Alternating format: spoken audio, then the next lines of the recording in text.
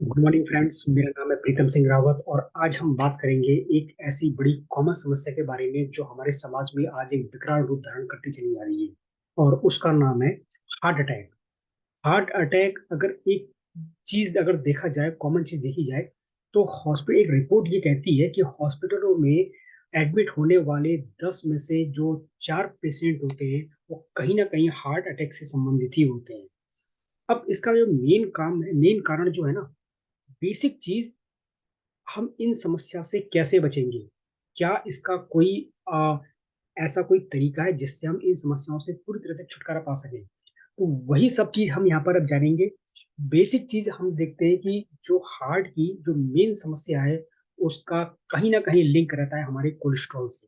जिस तरह से हमारे शरीर में कोलेस्ट्रॉल का स्तर लगातार बढ़ता रहता है, तो उस कोलेस्ट्रॉल के स्तर के बढ़ने की वजह से वो कहीं ना कहीं हमारे हार्ट की तरफ को, ब्लड के फ्लो को प्रभावित करता है, जिसकी वजह से अचानक से हार्ट अटैक की समस्या होती है। तो कारण बहुत सारे हो सकते हैं, लेकिन आज जो एक बड़ा प्रमुख कारण बन के उभर के आ रहा है, वो कोलेस्ट्रॉल का बढ़ता हुआ स्तर ही है। तो इस कोलेस्ट्रॉल को, अब इस हार्ट अटैक को समझने से पहले थोड़ा सा अगर हम कोलेस्ट्रॉल को समझ जाए कि क्यों ये बढ़ रहा है, बेसिक कारण क्या है, शरीर में क्या इसका क्या काम है, हम उसके अगर बेसिक रूट कॉज को अगर हम समझ जाएं, तो इस गंभीर समस्या को हम अच्छी तरह से समझ पाएंगे, और इससे बचने का क्या तरीका है वो भी हम ऑटोमेटिक हमारी समझ में आता चला जाएगा। तो सबसे पहले इस समस्या को समझने से पहले हम समझते हैं कोलेस्ट्रॉल के बारे में, जो इसका रूट कॉज है। क्या कारण है इसका, क्या इसका मेन काम होता है शरीर के अंदर? अगर देखा जाए तो कोलेस्ट्रॉल हमारे बॉडी के लिए, हमारे एक नियमित दिनचर्या के लिए बहुत जरूरी चीज है ये। क्योंकि बहुत सारे फंक्शन कोलेस्ट्रॉल हमारे शरीर में करता है, जैसे कि प्रिकर्सर फॉर विटामिन डी, यानी कि हमारे शरीर में विटामिन डी को बनाने का काम करता है ये। उसके लिए एक प्रिकर्सर का काम करता है, बहुत जरूरी है वो भी। दूसरी चीज, हम जैसा कि हम सभी जानते हैं कि हम सेल्स के बंडल हैं, यानी कि हमारे शरीर में अरबों खरबों कोशिकाएं हैं, अरबों खरबों सेल्स हैं हम। तो उन हर सेल्स के ऊपर जो एक सेल्स की लेयर होती है, एक जिसे हम सेल्स मेम्ब्रेन कहते हैं, उस मेम्ब्रेन को बनाने में एक बहुत ही मेन कंपोनेंट का भी काम करता है ये। और बेसिक चीज क्या होता है कि प्रिकर्सर फॉर सेवरल हार्मोन्स, यानी कि न सिर्फ विटामिन डी को बना रहा है, न सिर्फ हमारे सेल्स मेम्ब्रेन को बना रहा है, बल्कि हमारे शरीर के अंदर बहुत सारी रासायनिक जो केमिकल रिएक्शन जो है होती रहती है। बहुत सारे हार्मोन्स बनते रहते हैं, बहुत सारे एंजाइम्स हमारे शरीर में टाइम टाइम पे किसी न किसी हमारी जो बायोलॉजिकल एक्टिविटी है उसको मेंटेन करते रहते हैं। तो उन हार्मोन्स को बनाने का काम भी ये कोलेस्ट्रॉल ही करता है। और एक चीज और, जैसा हमारा जो लिवर है, वो हर समय हमारे भोजन को पचाने के लिए कुछ ना कुछ बाइल साल्ट्स प्रोड्यूस करता रहता है। तो बाइल साल्ट क्या करते हैं, हमारे भोजन को पचाने में मदद करते हैं। कुछ तरह के एंजाइम्स होते हैं ये, बाइल साल्ट्स कहिए चाहे इसको बाइल एसिड्स कहिए। तो उनका निर्माण करने के लिए भी हमारे शरीर में कोलेस्ट्रॉल का होना बहुत जरूरी है। बेसिक चीज है ये। लेकिन कब ये तब ढंग से काम कर पाता है, जब हमारे शरीर में कोलेस्ट्रॉल एक संतुलित अवस्था में रहे, यानी कि एक लिमिट में रहे। जब वो लिमिट से ऊपर जाना शुरू हो जाता है, तो कहीं ना कहीं हमारे शरीर में डिस्टरबेंस पैदा करना शुरू कर देता है। लेकिन अगर कोलेस्ट्रॉल को अगर देखा जाए, तो शरीर में दो तरह का कोलेस्ट्रॉल होता है।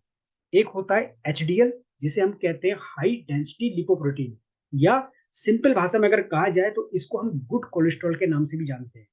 इसका मेन काम क्या होता है कि हमारे शरीर में नसों के अंदर एक हर नस को एकदम से क्लीन करके रखना।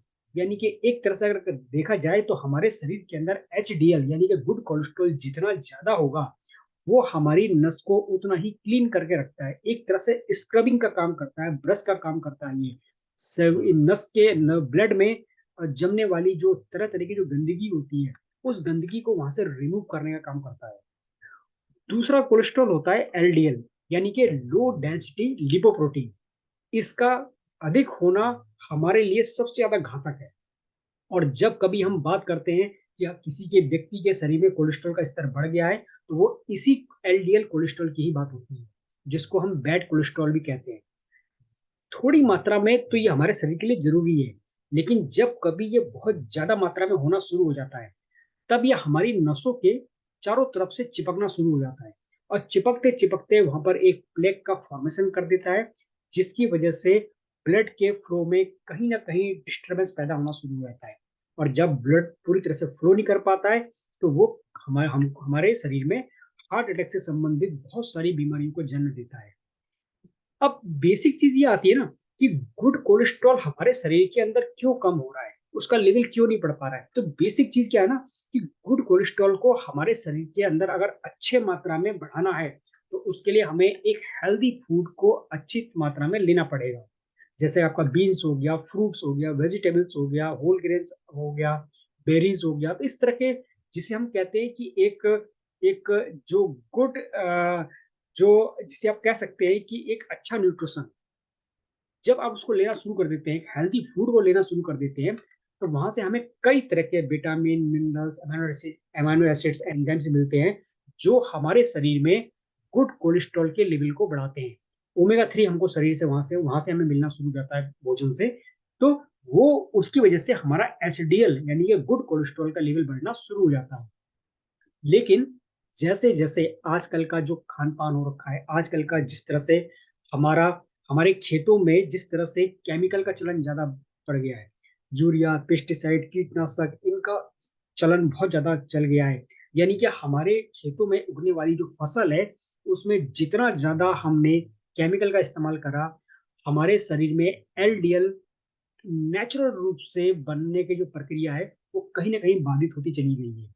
और इसी बात को बार-बार अलग-अलग तरह के व्यक्ति अलग तरह से जागरूक करने का हमको प्रयास करते हैं। और एक जो रिपोर्ट है वो ये कहती है कि भारतीय भोजन में 30 साल जैसी पहले ताकत नहीं रही और ये रिपोर्ट है नेशनल इंस्टीट्यूट ऑफ न्यूट्रिशन की।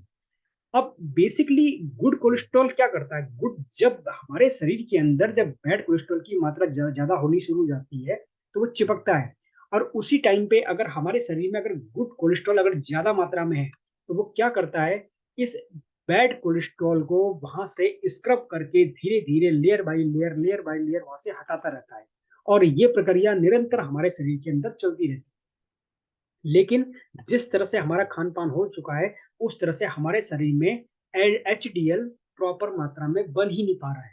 तो कहीं न कहीं एलडीएल की जो मात्रा है, वो ऑटोमैटिक अपने आप ही हमारे शरीर में बढ़ती चली जा रही है। दूसरी चीज़, हम जिस तरह से आज हमारी लाइफ़ हो चुकी है, एक भाग-दौड़ की लाइफ़ हो चुकी है, फ़ास्ट लाइफ़ हो चुकी है, तो उसी तरह से जो हमारा जो भोजन है, वो भी कहीं न कहीं फ़ास्ट फूड की तरफ बहुत ज़्यादा अट्रैक्टिव होता चला जा रहा है। यानी कि फ़ास्ट फूड हम अपने भोजन में बहुत ज़्यादा ले रहे हैं। टेस्ट के चक्कर में कहिए या चाहे आप कुछ भी कारण आप कहिए उससे, तो ये सब चीज़ें हैं और ये मेन कारण होता है हमारे शरीर में एलडीएल कोलेस्ट्रॉल को बढ़ाने का, यानी कि बैड कोलेस्ट्रॉल को बढ़ाने का मुख्य कारण होता है ये।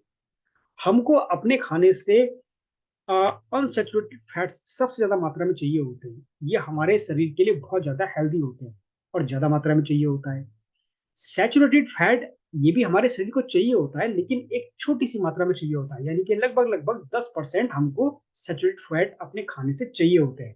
लेकिन एक तीसरे तरह का फैट होता है जिसे हम कहते हैं ट्रांस फैट, ये हमारे शरीर को बिल्कुल नहीं चाहिए होता है और ये जितना ज़्यादा होगा, उतना ही हमारे शरीर में यानी कि बैड कोलेस्ट्रॉल की मात्रा लगातार बढ़ती चली जाएगी। अब ये बैड कोलेस्ट्रॉल जो ये ट्रांस फैट है, ये जिसे हम ट्रांस फैटी एसिडिटी कहते हैं, ये सबसे ज़्यादा बेक्ड और फ्राइड फूड में पाया जाता है। जो पैक्ड फूड होता है, उसमें पाया जाता है, कुकिंग ऑयल में पाया जाता है। अब ये बेसिक चीज़ क्या होता है ना कि जैसे-जैसे हमारे भोजन में जो ट्रांस फैटी एसिड बढ़ता रहता है, तो वो कोरोनरी हार्ट डिसीज़ की समस्या को बहुत तेज़ी से बढ़ाता चला जाता है। और एक ये रिपोर्ट है जो ये कहती है कि पूरे विश्व में फैटी एसिड यानी कि जो ट्रांस फैटी एसिड है, इसकी वजह से लगभग-लगभग 5 लाख डेथ पर ईयर सिर्फ़ इसी ट्रांस फैटी एसिड की वजह से ही यानी कि इस ट्रांस फैट की वजह से ही वहाँ पर होती हैं। तो एक बहुत बड़ा एक कारण है उन सब चीज़ों का। क्योंकि इस ट्रांस फैट से हमारे शरीर में एलडीएल जो बैड कोलेस्ट्रॉल है उसका लेवल बढ़ता चला जाता है और जो एचडीएल यानी गुड कोलेस्ट्रॉल है उसका लेवल घटता चला जाता है। अभी बहुत सारे लोग कहते हैं कि हम किसी भी तरह का फास्ट फूड नहीं खाते, किसी तरह का हम कोल्ड ड्रिंक, चिप्स, ये इस तरह के जो पैक्ड फूड है, उनको हम नहीं खाते। लेकिन फिर भी कहीं न कहीं उनके शरीर में जो बैड कोलेस्ट्रॉल है, बढ़ता चला जा रहा है। कारण क्या है? कारण ये है कि हम जो भी ऑयल यूज़ करते हैं, वो हाइड्रोजनेटेड ऑयल यूज़ करते हैं।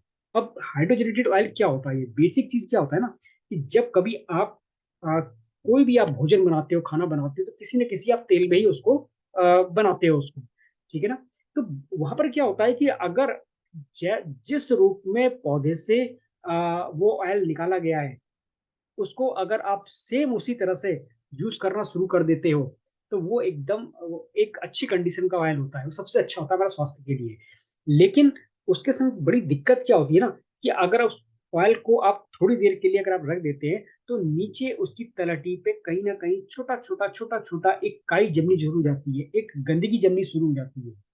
तो हम उस गंदगी को हटाने के लिए, या यूं कहे कि उसको और प्यूरिफाई करने के लिए, इंडस्ट्री क्या करती है, उसका हाइड्रोजनेशन करती है, यानी कि उसको केमिकल से ट्रीट करती है। और जब केमिकल से ट्रीट करती है, तो उसका एक एक गुण बड़ा क्लियर हो जाता है। लेकिन केमिकल से ट्रीटमेंट के इस प्रोसेस के दौरान वो ऑयल ट्रांस फैट के रूप में कन्वर्ट हो जाता है। और एफडीए की एक रिपोर्ट है जो ये कहती है कि 95% प्रीपेड कुकीज और 100% क्रैकर्स और लगभग लगभग 80% जो फ्रोजन ब्रेकफास्ट है, वो उनके अंदर भारी मात्रा में ट्रांस फैट पाया जाता है। अब यही वजह है कि जितने भी हमारे पैक्ड फूड है, उसमें इंग्रेडिएंट्स में सब कुछ वहां पर मेंशन करना होता है कि प्रोडक्ट में ट्रांस फैट कितना है। अब जैसे कि यहाँ पर लिखा हुआ है ट्रांसपेरेंट 2 ग्राम, कहीं पर ट्रांसपेरेंट 2.5 ग्राम, कहीं पर उन्होंने 0 ग्राम भी लिखा हुआ है। लेकिन नीचे उन्होंने क्या दे दिया है छोटे छोटे शब्दों में, हाइड्रोजनेटेड वेजिटेबल ऑयल। चाहे तो आप ट्रांसफैट कहिए, चाहे हाइड्रोजनेटेड वेजिटेबल ऑयल कहिए, बात सिर्फ एक ही है। यहाँ पर इन्होंने भले ही यहाँ पर 0 दिखा दिया है, लेकिन यहाँ पर क्या कर दिया, हाइड्रोजनेटेड वेजिटेबल ऑयल दिखा दिया। यानी कि जब हम किसी तेल को केमिकल से ट्रीट करते हैं, हाइड्रोजनेशन करते हैं, तो ट्रांस फैट में कन्वर्ट होता ही होता है। तो बात सेम है उसकी।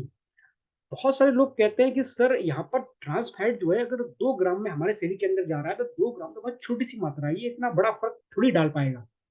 लेकिन समझने वाली मेन बात यह है कि जब आप किसी टैबलेट को खाते हो, तो वो टैबलेट की मात्रा कितनी होती है, 100 mg की, 50 mg की, 200 mg की, या बहुत टैबलेट ऐसी होती है कि जो 2-2 mg की भी होती है, 5-5 mg की भी होती है। आप सोचो कि आपके 60 किलो 70 किलो वाले शरीर पे जो 1 mg 2 mg या 50 mg की टैबलेट इतना बड़ा फर्क डाल रही है, तो जो ट्रांस फैट ग्राम के हिसाब से हमारे शरीर में जा रहा है, तो जो हमारे शरीर में जाना ही नहीं चाहिए, अब वो ग्राम के हिसाब से जा रहा है, तो वो धीरे धीरे करके लेयर बाय लेयर जब एक्यूमुलेट हो रहा है, तो वो एक टाइम पे कितना बड़ा प्रभाव हमारे शरीर पे डाल देता है। और जब ये ट्रांस फैट लगातार हमारे फास्ट फूड के माध्यम से, हमारे गलत खान पान की वजह से जब हमारे शरीर में बढ़ता चला जाता है, तो वो कहीं ना कहीं हमारे शरीर में बैड कोलेस्ट्रॉल को, यानी कि जो एलडीएल कोलेस्ट्रॉल है, उसकी मात्रा को बढ़ाना शुरू कर देता है। अब उसके बढ़ाने से क्या होता है कि ब्लड में जब एलडीएल कोलेस्ट्रॉल की मात्रा बढ़ जाती है, तो वो कहीं ना कहीं हमारी नसों पे चिपकना शुरू कर देता है।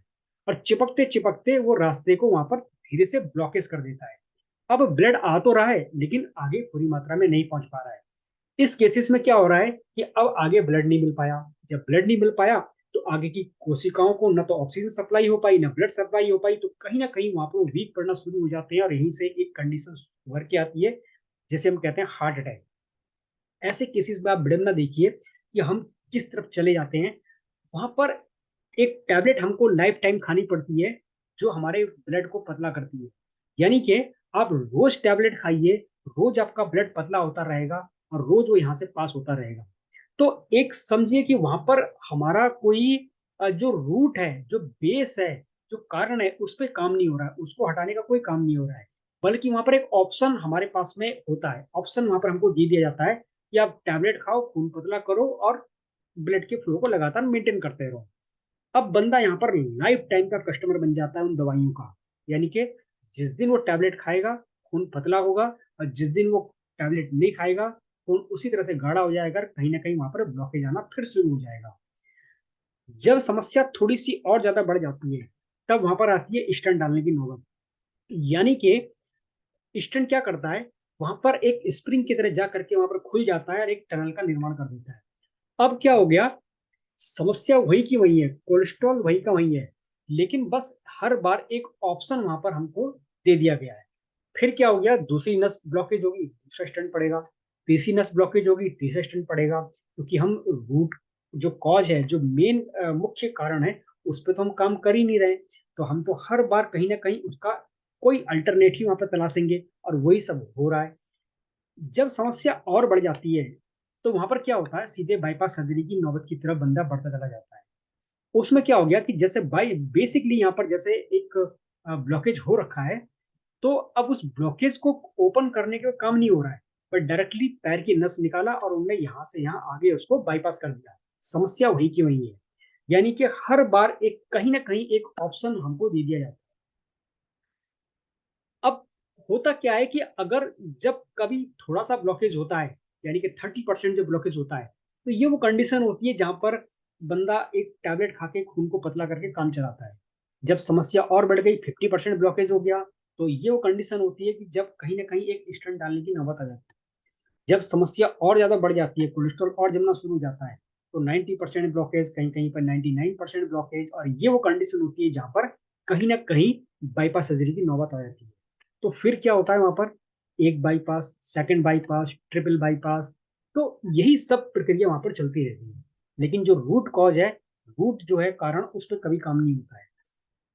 अगर यही कोलेस्ट्रॉल हमारे शरीर की जगह जगह नसों पे जमना शुरू हो गया, तो वो क्या करता है, हमारे ब्लड के फ्लो को ढंग से नहीं होने देता है, जिसकी वजह से जो ब्लड का पूरा प्रेशर है वो यहाँ पर लगता है, और वो एक ब्लड प्रेशर की समस्या के रूप में हमारे सामने आता है। इस केसेस में भी हमारे पास में क्या ऑप्शन होता है, बस रोज टैबलेट खाइए, रोज खून पतला होता रहेगा, यहाँ से निकलता रहेगा। जिस दिन आप नहीं खाओगे, उस दिन खून गाढ़ा हो जाएगा, फिर वहां पर कहीं ना कहीं ब्लड प्रेशर की समस्या का समाज का आपको सामना करना ही पड़ेगा। तो यहाँ पर भी बंदा क्या हो गया, एक लाइफ टाइम का कस्टमर बन के रह गया उन दवाइयों का।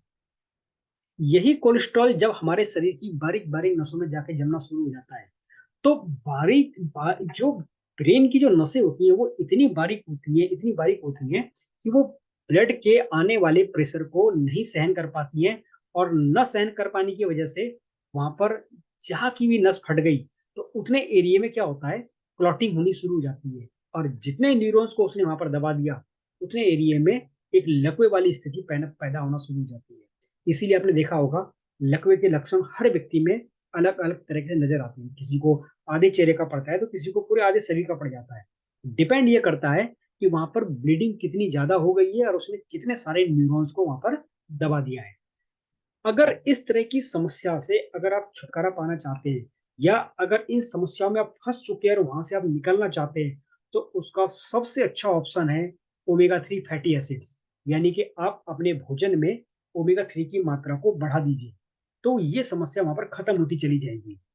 लेकिन जब ओमेगा 3 की बात आती है, तो वहां पर ओमेगा 3, कौन सा वाला ओमेगा 3 जो इस समस्या को खत्म कर सकता है, तो वो है डीएचए। अभी हम इस डीएचए के बारे में भी हम आगे बात करेंगे। और जब इस तरह की समस्याओं में जब ओमेगा 3 की बात आती है, तो वहां पर ये ओमेगा 3 कोई मेडिसिन नहीं है, बल्कि एक न्यूट्रिशन है। वो न्यूट्रिशन जो हमको हमारे भोजन से नहीं मिल पाया था, बस वही यहाँ पर कैप्सूल के फॉर्म में प्रोवाइड किया गया है।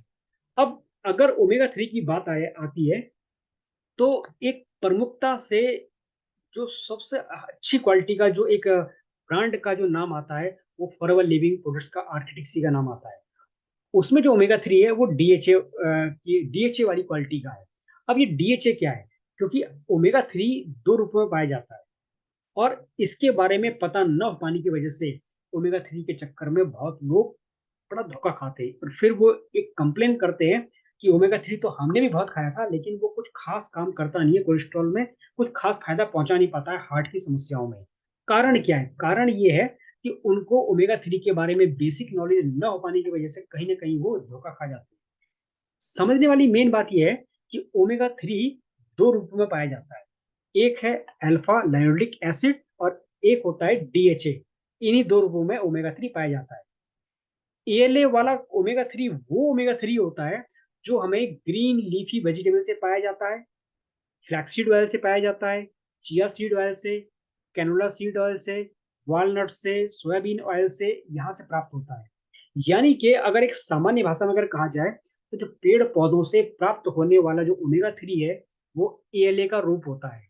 और इस एएलए वाले रूप वाले ओमेगा 3 को हमारा शरीर बिल्कुल भी एक्सेप्ट नहीं कर पाता है, उसको सोख ही नहीं पाता है, एब्जॉर्ब ही नहीं कर पाता है। और अगर शरीर ने इसको एब्जॉर्ब करना है तो उसको पहले डीएचए में कन्वर्ट होना पड़ेगा। तो जैसे ही आप एएलए के रूप का ओमेगा 3 लेते हो तो शरीर उसको पहले एचडीए में कन्वर्ट करता है, फिर ईटीए में कन्वर्ट करता है, ईपीए में कन्वर्ट करता है, डीपीए में कन्वर्ट करता है और लास्ट में जाकर के डीएचए में कन्वर्ट करता है। और जब वो उसको डीएचए में कन्वर्ट करता है तब हमारा शरीर उसको एक्सेप्ट करना शुरू कर देता है। लेकिन सबसे बेकार बात क्या होती है कि अगर आप यहाँ पर 100% एएलए के रूप का ओमेगा 3 दे रहे हो तो इसी कन्वर्जन में 80 से 85% वो इसी कन्वर्जन में खत्म हो जाता है। यानी कि अगर आप 100% ले रहे हो तो आपको मुश्किल से 10 से 15% ही डीएचए का रूप का प्राप्त हो पाता है। और यही वजह है कि वहां पर अगर आप एएलए का ओमेगा 3 लेते हो तो आपको कुछ बहुत बड़ा रिजल्ट वहां पर नहीं मिल पाता है, या यूं कहो तो कभी कभी वो रिजल्ट भी बिल्कुल भी कुछ असर नहीं कर पाते, क्योंकि हमारा शरीर सिर्फ डीएचए को एक्सेप्ट करता है। तो अगर आपने इन सब चीजों में, इन सब समस्याओं में अगर आपने कुछ इफेक्ट देखना है तो आपको ओमेगा 3 वो देखना चाहिए जो डीएचए का रूप का हो। डीएचए का रूप वाला ओमेगा 3 वो आपको कहाँ से मिलेगा? वो आपको मिलेगा ऑयली फिश से, क्रिल ऑयल से, एल्गी ऑयल से। यानी कि अगर मोटे मोटे भाषा में अगर कहा जाए तो जो एनिमल सोर्स से मिलने वाला ओमेगा 3 है वो डीएचए वाला रूप का है, जिसको हमारा शरीर पूरा का पूरा एब्जॉर्ब करता है। लेकिन जब कभी ऑयली फिश की बात आती है तो मछली तो नदी की भी होती है, तालाब की भी होती है। लेकिन एक्चुअली हमारे नदियों में और तालाबों में एक हैवी मेटल पाया जाता है, हैवी मेटल पाया जाता है जिसे कहते हैं लेड। और इंडस्ट्री से निकलने वाला ये लेड है, इसने लगभग लगभग 40% हमारे नदियों को और जो तालाब को प्रदूषित करके रखा हुआ है। और ऐसी जगह में पाई जाने वाली जो मछली होती है उसका जो ओमेगा 3 होता है, भले ही वो डीएचए का रूप का हो लेकिन बहुत ज्यादा इफेक्टिव नहीं हो पाता है। तो ये देखना भी बहुत जरूरी है कि जो हमें ओमेगा 3 मिल रहा है उसका सोर्स क्या है। कहीं ऐसा तो नहीं कि वो एक ऐसे सोर्स में मिला हो जहां से लेड का पोल्यूशन वाटर में पहले से ही हो और वहां से ओमेगा 3 मिल रहा हो, तो वो भी कुछ खास आपके काम का नहीं रह जाता है। बेसिकली हमारी पृथ्वी पे 5 महासागर पाए जाते हैं: southern ocean, Indian ocean, Pacific ocean, Atlantic ocean और आर्कटिक ओशियन। इसमें अगर बात करी जाए तो आर्कटिक ओशियन सबसे ठंडा महासागर है। और यहाँ पर एक इस तरह की जो भौगोलिक परिस्थितियां हैं तो वहां पर एक खास किस्म की मछली पाई जाती है जिसे कहते हैं सैल्मन फिश। और उस सैल्मन फिश में पाए जाने वाला जो ओमेगा 3 है उसको सबसे सर्वोत्तम क्वालिटी का ओमेगा 3 माना जाता है। यानी कि उससे जो डीएचए के रूप में जो ओमेगा 3 मिल रहा है वो वर्ल्ड में सबसे सर्वोत्तम क्वालिटी का और हाई डेंसिटी का ओमेगा 3 उससे पाया जाता है। फॉरएवर लिविंग प्रोडक्ट्स आर्किटिक अपने प्रोडक्ट में, अपने ओमेगा 3 में जिस डीएचए का यूज करती है वो यही सैल्मन फिश है जो इस महासागर में पाई जाती है। और इसीलिए उन्होंने अपने प्रोडक्ट का नाम भी इसी महासागर के नाम पे रखा हुआ है जिसका नाम है फॉरएवर लिविंग आर्किटिक सी। तो फ्रेंड्स, अगर आपको इन सारी समस्याओं से निजात पानी है या इन सब चीजों से बचना चाहते हैं तो वहां पर अगर आप एक अच्छी क्वालिटी का ओमेगा 3 ढूंढना चाहते हैं या ढूंढ रहे हैं, आपको ऐसा ओमेगा 3 चाहिए जो डीएचए का भी हो और सबसे प्यूरिफाई रूप में हो, सबसे शानदार क्वालिटी में हो, बेस्ट क्वालिटी का हो। तो वहां पर एक सबसे प्रमुखता से एक नाम आता है फॉरएवर लिविंग प्रोडक्ट्स के, आर्किटिक सी का। अगर आप इसका सेवन करते हो तो इन सारी समस्याओं से आप बहुत दूर रह सकते हो। और अगर फंस चुके हो तो कहीं ना कहीं आपको यहाँ से निकलने में या इस तरह की परिस्थिति से निकलने में आपको बड़ी मदद मिलेगी इन चीजों से। तो फ्रेंड्स, हम एक नेक्स्ट वीडियो में ओमेगा 3 के बारे में बहुत सारी जानकारी और भी हम शेयर करेंगे और भी चीजें जानेंगे कहाँ कहाँ काम आता है। तब तक के लिए आप मेरे चैनल को लाइक कीजिए, सब्सक्राइब कीजिए और हम मिलते हैं फिर किसी एक नए सेशन के साथ में, नए टॉपिक के साथ में, जिसमें हम ओमेगा 3 के बारे में और भी चीजें हम बताएंगे आपको। तो तब तक के लिए thank you and thank you.